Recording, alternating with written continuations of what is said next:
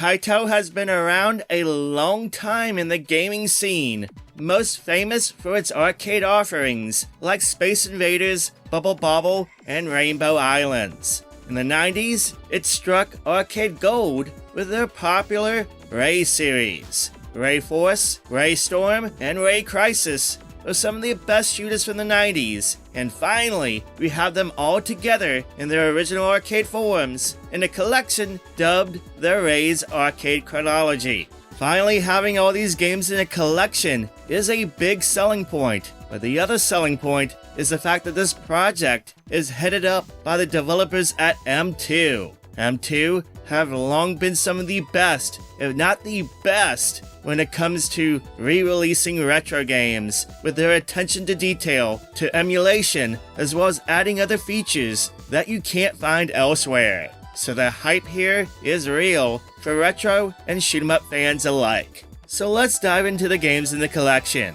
First up is Rayforce, the first game in the series that came out in 1994. In some regions, it's also known as Layer Section, Galactic Attack, and Gunlock, especially for some of the console ports at the time. Yes, the 90s was a crazy time for licensing.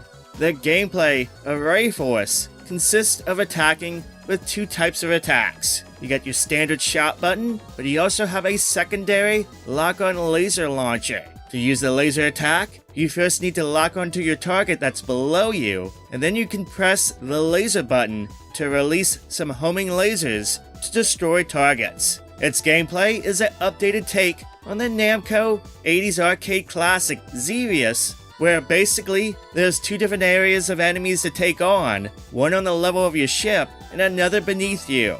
It makes for some addicting gameplay as you constantly have to focus on both areas, not only to survive, but also to score as many points as possible.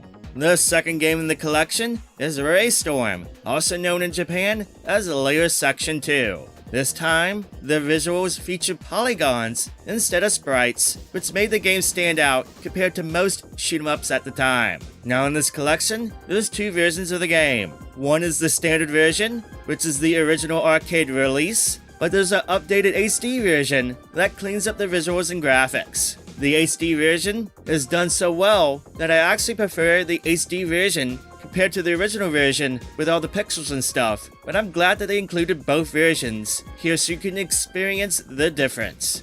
The gameplay is largely the same as the previous game, but there's a few more new additions. One, there's now two different versions of the ship you can play as, each with different shot types, as well as two different operation modes. In manual mode, you have one button for the firing and one for lock-on lasers, just like the previous game. And in auto mode, one button does it all, firing and shooting off lasers automatically, while the other button launches a SP attack, a special attack that can be unleashed when the gauge is full. Now the SP attack is still available in manual mode, you just need to press both buttons at the same time to perform it. You know, unless you change the configuration, which we'll get to later. Finally, there's Raycrysis, the third and final game in the series. Just like the previous game, there is a HD version in addition to the standard version. This game features polygon graphics as well, but this time, the game really pushes things by constantly changing your viewpoint throughout gameplay with some pretty intense background changes,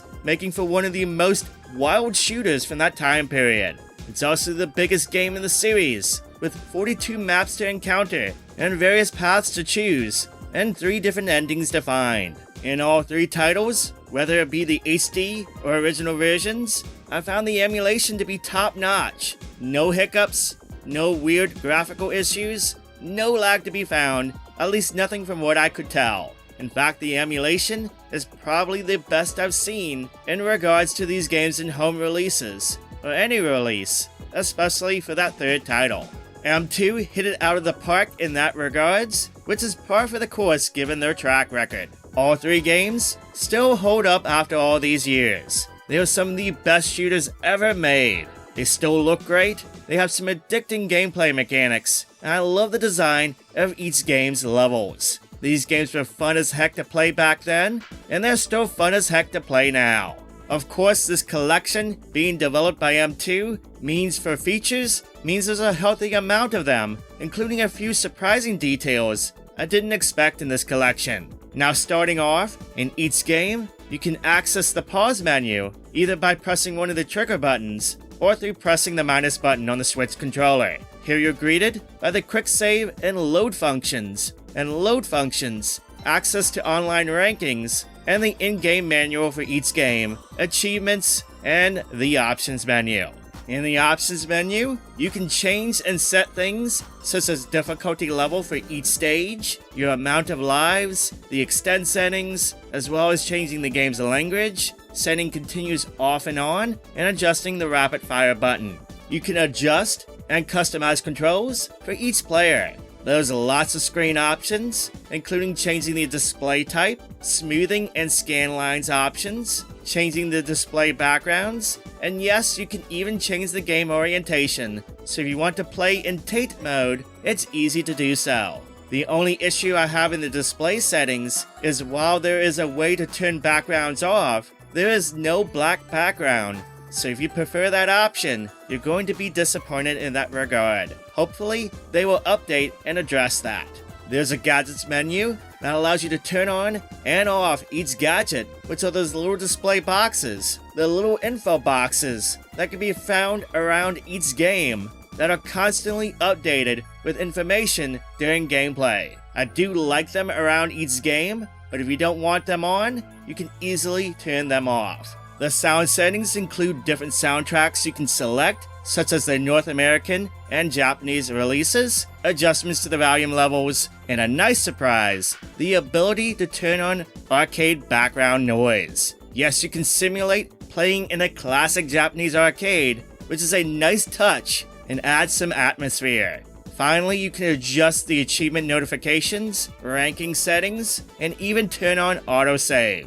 There's a lot of features under the options menu, and it seems M2 has thought of nearly everything.